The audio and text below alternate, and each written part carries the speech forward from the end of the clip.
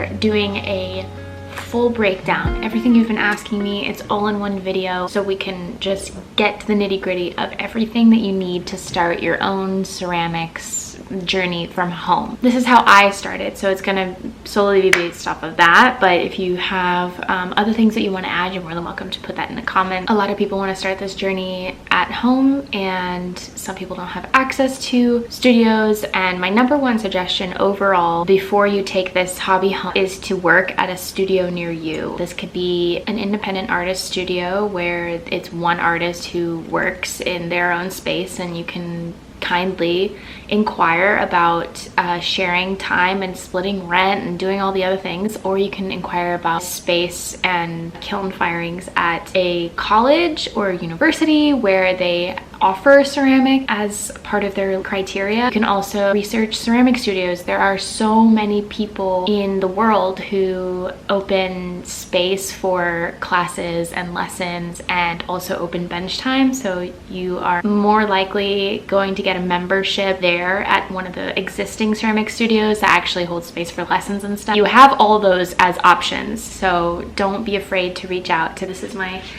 shelving system behind this curtain, and before we walk through that, I'm gonna quickly break down a few things. First thing, I'm going to tell you about clay sourcing, pieces that you can eat off of and are functional and fully microwavable safe and dishwasher safe is either porcelain, earthenware, or stoneware, and those are the three types of clay that needs to be fired in a kiln, not an oven. An oven can't hold the capacity of that type of heat, so a kiln is the proper firing system for that clay, and you can get your clay from ceramics shop online, Sheffield Pottery, Blick, or Michael's if they have the actual any of the clays that we talked about, and those all need to be fired at certain temperatures in the kiln.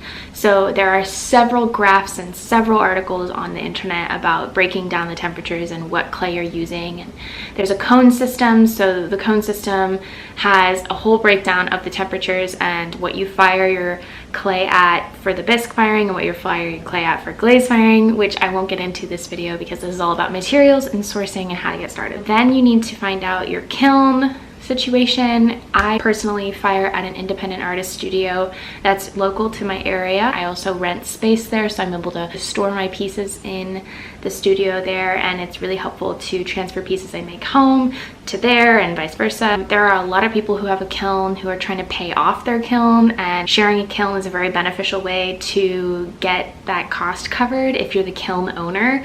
So maybe think about opening up space for people who are trying to do this as a hobby. I also mentioned a few things in the beginning about universities and schools. I learned ceramics through high school, and if I were an outsider wanting to fire my pieces, I would for sure inquire at that high school about firing outside pieces. To fire your pieces, you need glaze when you do a glaze firing, which you can also get at either your ceramic studio, or you can do Sheffield Pottery or Ceramic Supply or Blick or Michael's or any art supply store that has ceramic materials like glazes. Again, those glazes need to match what the cone firing is for the actual clay that you're using. The materials you actually need. If you're doing hand building, you don't need many materials. I think overall, as a beginner potter who's doing this as a hobby, definitely doesn't need to invest in the fancy schmancy furniture and equipment, but all of the stuff is definitely helpful if you have it and if you want to invest your money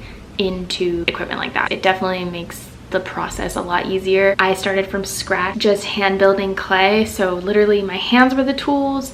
I had a rib tool and a few other things in the starter kit, and there's a starter kit on Amazon. By the way, all the materials that I'm naming that I use and that are behind here are linked on my Amazon storefront, so they're all easily accessible. I didn't prepare for this video in any way. This is exactly what I'm working on in this moment. Since we're on the topic of tools, I'm going to quickly go through the tools that I find absolutely necessary. Measuring tool of some sort, a ruler, a tape measure, a sponge that actually retains water, a sponge for cleaning. This is really helpful to wipe down your area. Wire cutters are very essential to get your piece off of whatever platform. The surface that you should be handling your clay on at all times should be porous surface, so wood or plaster. You do not need this. This is your potter's stamp. You do not need this. This is a total investment. I would draw every single logo up until a few months ago. There's a difference between what you need and what is convenient and would make your life a million times easier. This is my shelving system from IKEA. There are different shelving systems you can buy. Just something that holds the weight would be important. The bottom half of my shelving system has my actual wheel. So I measured the proper height of the wheel and made the shelves fit. Now discussing my wheel, I got my wheel on Amazon. This is a really cute, quaint wheel for an apartment, and if you want to start getting used to a rotating surface to throw clay on, then this would be a great small stepping stone. I've been able to make any piece from the smallest little vase to really large, multiple layered pieces. Now there are some cons to it. Obviously the body of the actual wheel is very small and light. The whole machine in itself weighs about 25 pounds, and it moves around if you're gonna center hard clay or if you're centering a big amount of clay. I would say any more than 5 pounds is a little bit too heavy for this wheel, but again, great beginner wheel, great non-committal wheel. Like, you don't have to worry about wasting money on this wheel. It works perfectly fine. The exact model and the exact brand that I use is also linked in the Amazon storefront. Now for the cleanup process, which I know so many people are wondering about. I'm honestly still trying to nail this, but my biggest suggestion is a sink trap. If you have an outdoor space, that's a bonus because you can hook up a water system to just do it outside, but I don't. I live in an apartment building. I don't throw any of my water out into the sink at this moment. I put my water in a bag instead of a bag and then put it in the trash, so it's not going into the water system. I do suggest a sink trap. It would make your life so much easier. They're like $30 to $60 on any of the supply stores that I mentioned before. The dust is really up to you how much you create. It does get pretty dusty. I sweep daily and I mop every other day. I scrub the floors of my ceramic area every day because this is also a living quarters. The dust is minimal because I keep it minimal and I'm extremely cautious about it. If you have a separate room for this activity, the energy that goes towards cleaning will be much less than it would be if you're living in close quarters, and I have a routine that works for me. But again, this is something that looks different for every single potter. I can't think of anything else to mention, but I'm happy to make a part 2 of this video because I know that this was long overdue. So I hope you guys enjoyed this. I hope it was informative and helpful. I will link every single thing below. So this is again how I do it, and I am in no way saying that this is the best way to do it. This is just me who has a hobby and turned into a business, how I'm using my time and my energy. Very expensive art form, I would say, but it's all worth it.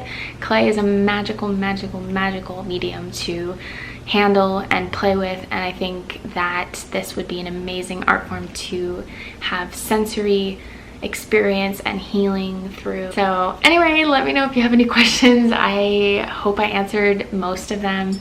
Leave them in the comments if you have any more, and I'll have everything linked below so you don't even have to worry. And yeah, see you in the next one.